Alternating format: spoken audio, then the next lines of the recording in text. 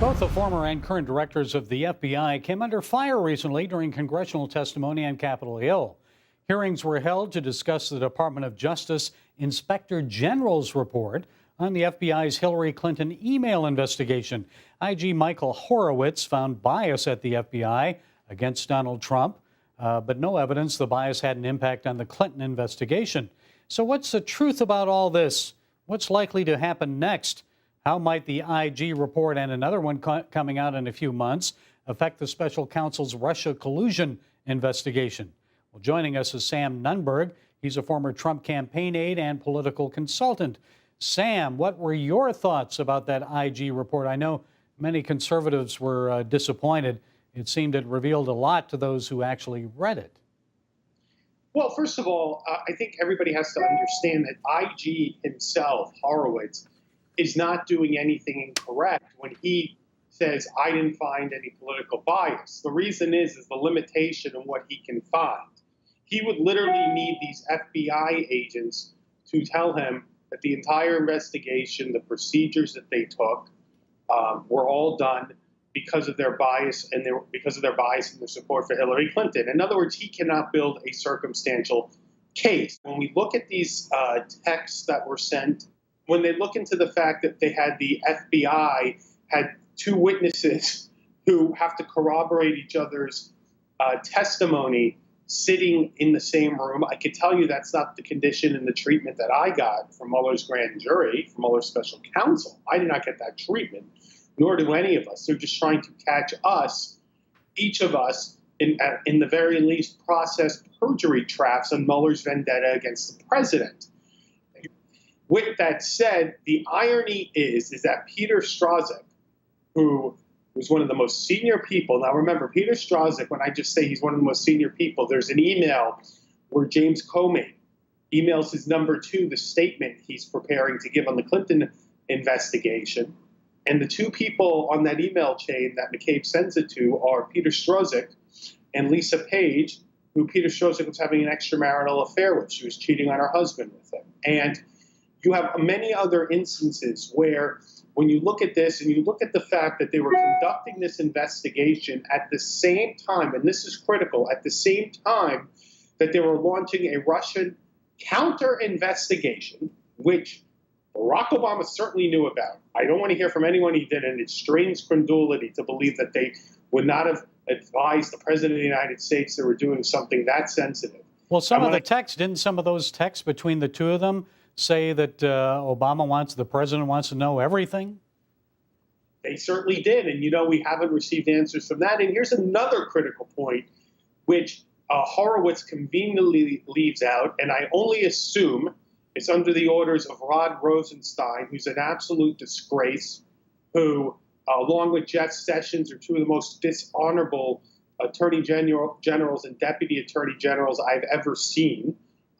They leave out Horowitz that there is somebody else, another FBI lawyer, who conducted himself with these political bias, these texts, texts saying that people like you and me who voted for Trump are morons, whatever else it said. Democrats, including Hillary Clinton, accused James Comey, the former FBI director, of harming her chances to become president by announcing that he was reopening her investigation just days before that 2016 presidential election. Now, your thoughts on that? Well, Gary, this is the irony of ironies. In the report, and IG Horowitz, Inspector General Horowitz's report, Horowitz has a major problem with Peter Strzok taking his time on the Anthony Weiner computer, which contained Uma Abedin's classified emails. Now, remember, that computer was being used by Anthony Weiner to proposition minors. And Strzok, it wasn't a high priority to him. And Strzok, I believe, may have even said that he was too ingrained, or his attention was too directed towards the Russian counterintelligence investigation against the Trump campaign. The irony is that because Strzok did not do anything about that computer, which the FBI had as early as September, or could have had. And I believe that local New York FBI field officials and the NYPD forced Strozak, McCabe, Comey, and Strozak's girlfriend, Lisa Page, to take action. And the irony is that it did affect the election. Yeah, well, they sat on that for about a month. That came out in the IG's testimony before Congress. I think Senator Ted Cruz was asking him about that, and it was obvious they sat on it for a month before they actually made the decision to release the information. And Gary, if it was up to them, if it was up to Comey, they would not have done anything, and they would not have informed the public. The only reason I believe, and it's insinuated in this report, I don't know, I don't have any personal or firsthand knowledge of this, Gary. I got to be careful because then Mueller will call me back in to the grand jury and try to get me in a perjury trap. But I believe that they received, the DC, the James Comeys, they received a lot of pressure from American heroes who are these unnamed and New York FBI agents and the NYPD. Despite all the negative media that this president is getting, he seems to be growing in approval and popularity. So how is all this affecting him personally and his presidency? Well, thank God it isn't, because he's a very strong man and he's adapted. I always thought that the president was going to not realize that, look, the political gravity will never apply to Donald Trump. It just won't. But presidential gravity and the institutions were initially going to apply, were going to apply. And I always thought it was going to be difficult for him to go from the 26th floor of Trump Tower and not realize he's just, frankly, not the boss. And he's got to operate differently in some ways. So, well, it seems like he is acting a little more presidential these days. I think the whole North Korea thing in Singapore helped that. 100%. He's hit his stride. And ultimately, this midterm is a referendum on Donald Trump.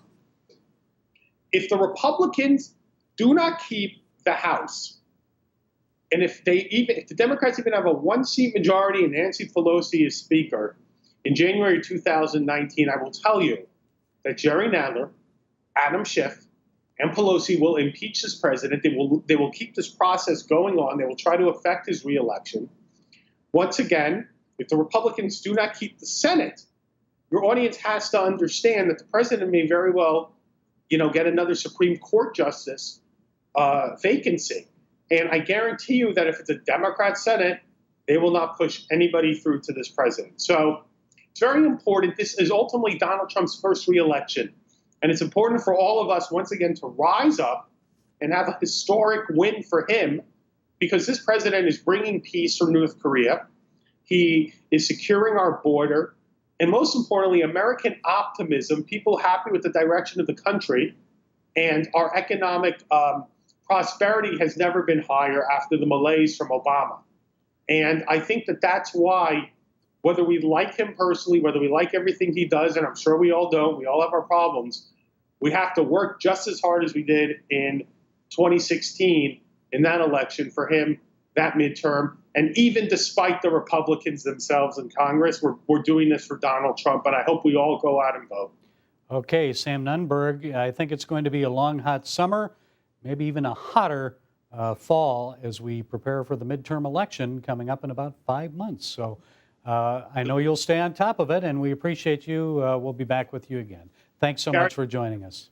Yeah, I think everything will work out, but we'll see.